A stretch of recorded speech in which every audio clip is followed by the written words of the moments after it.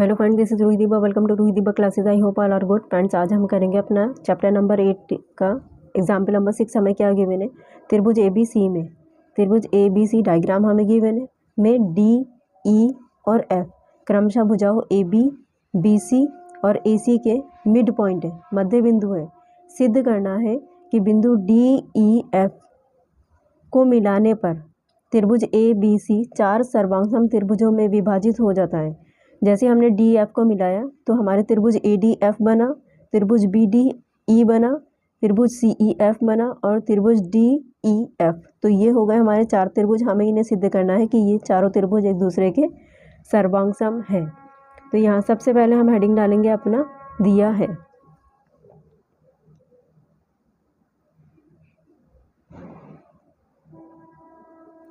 क्या दिया है? त्रिभुज ए बी सी में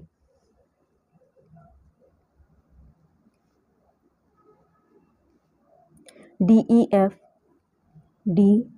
ई व एफ भुजाओं ए बी बी सी और सी ए के मध्य बिंदु हैं।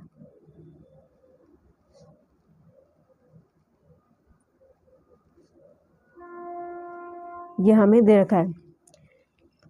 ए बी भुजा का मध्य बिंदु क्या है? हमारा डी।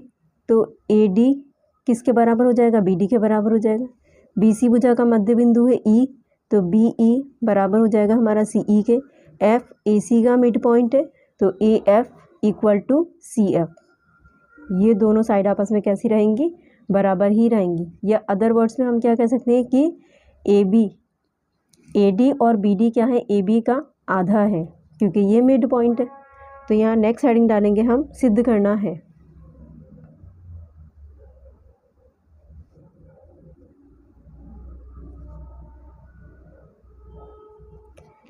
क्या सिद्ध करेंगे?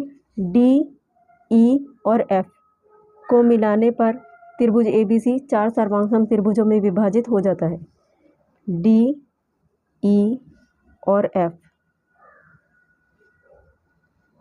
को मिलाने पर त्रिभुज ए बी सी चार सर्वांगसम त्रिभुजों में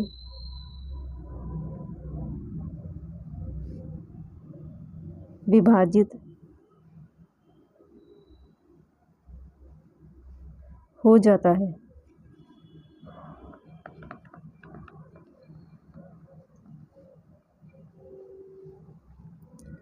अगर आप चाहें तो लिख सकते हैं त्रिभुज ए डी एफ सर्वांगसम होगा त्रिभुज डी ई एफ के, त्रिभुज बी डी ई सर्वांगसम होगा त्रिभुज डी ई एफ के, त्रिभुज सी ई एफ सर्वांगसम होगा त्रिभुज डी ई एफ के। मीन सेंटर वाले त्रिभुज के ही सर्वांगसम हम इसे सिद्ध करेंगे। नेक्स्ट हेडिंग डालेंगे हम अपना सॉल्यूशन। सॉल्यूशन में सबसे पहले हम लिखेंगे कि भुजाओं ए बी बी सी और ए सी के मध्य बिंदु डी ई व एफ है। भुजाओं ए बी बी सी व ए सी के मध्य बिंदु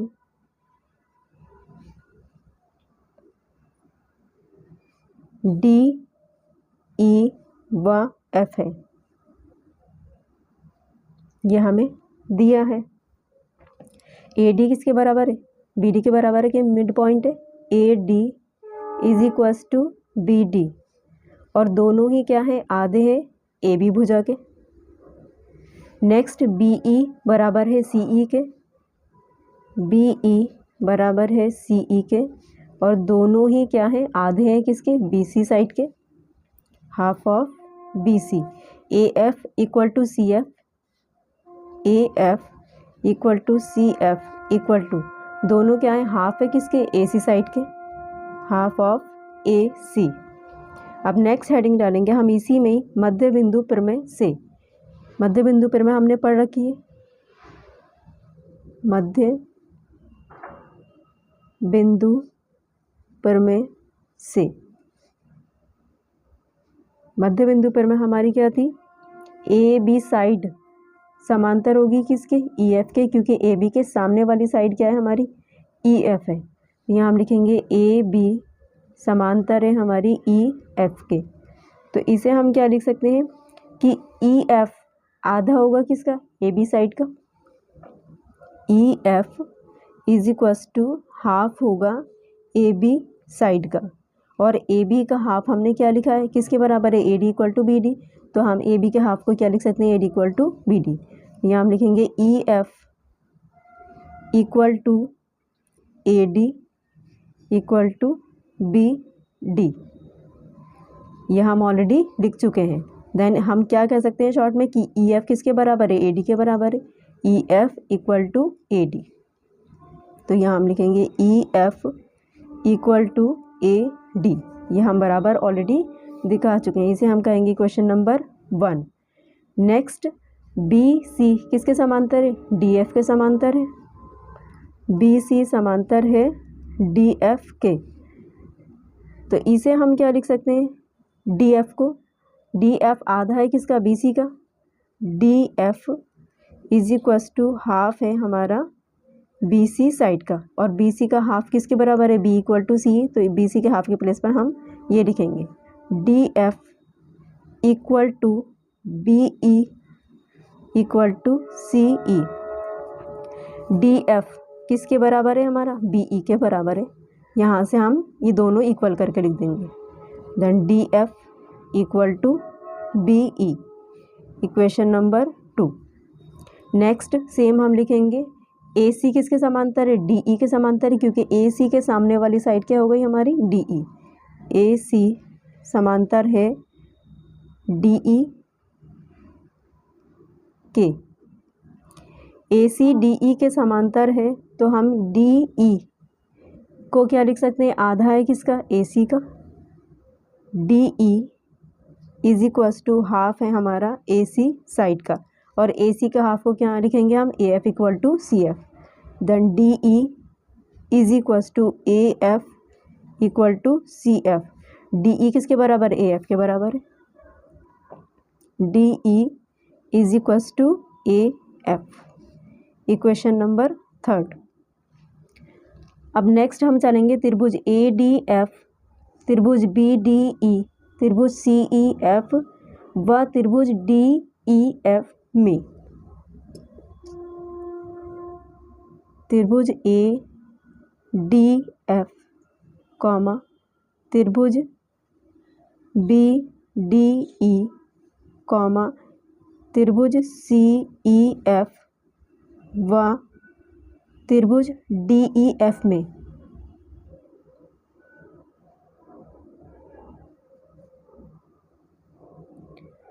समीकरण 1, 2 व 3 से, समीकरण 1, 2 व 3 से हम क्या कह सकते हैं कि ई एफ बराबर ए डी के। इस त्रिभुज में भी आ गया और इस त्रिभुज में भी आ गया, त्रिभुज ए डी एफ और त्रिभुज डी ई एफ में आ चुका है।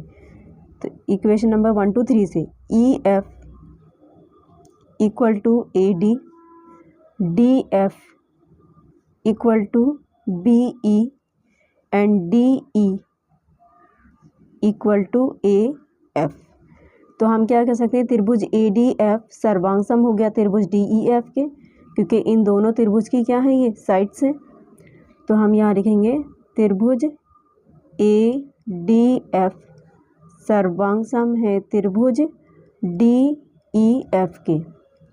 कौन सी सर्वांग समता है यहाँ पर, तीनों ही क्या है यहाँ पर हमारी साइड है। ये हम लिखेंगे A D, S S S सर्वांग समता से।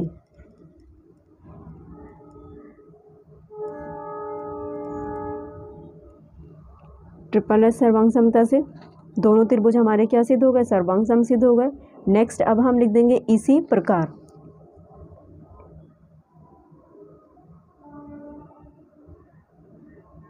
चारों त्रिभुज हमें सर्वांग सम लिखने, तो इसी प्रकार हम लिखेंगे त्रिभुज बी डी ई, त्रिभुज बी डी ई सर्वांग सम होगा त्रिभुज डी ई एफ के। ट्रिपल एस सर्वांग समता से। नेक्स्ट त्रिभुज सी ई एफ सर्वांग सम होगा त्रिभुज डी ई एफ के। जब हमारे चारों त्रिभुज सर्वांग सम सिद्ध हो चुके हैं तो हम क्या लिख सकते हैं कि अतः डी ई एफ भुजाओं ए बी बी सी व सी ए के मध्य बिंदु हैं। अतः डी ई एफ भुजाओं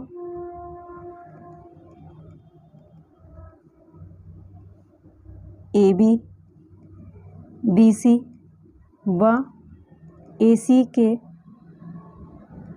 मध्य बिंदु है।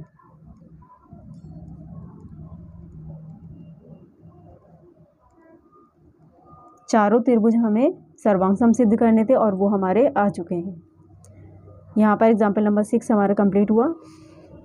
फ्रेंड्स, वीडियो आपको पसंद आया तो प्लीज़ लाइक शेयर सब्सक्राइब कर दीजिएगा और अगर आपको कोई भी डाउट या प्रॉब्लम हो तो आप हमें कमेंट बॉक्स में कमेंट कर सकते हैं। मिलते हैं नेक्स्ट वीडियो में नेक्स्ट एग्जाम्पल के साथ में। Thank you so much for watching video.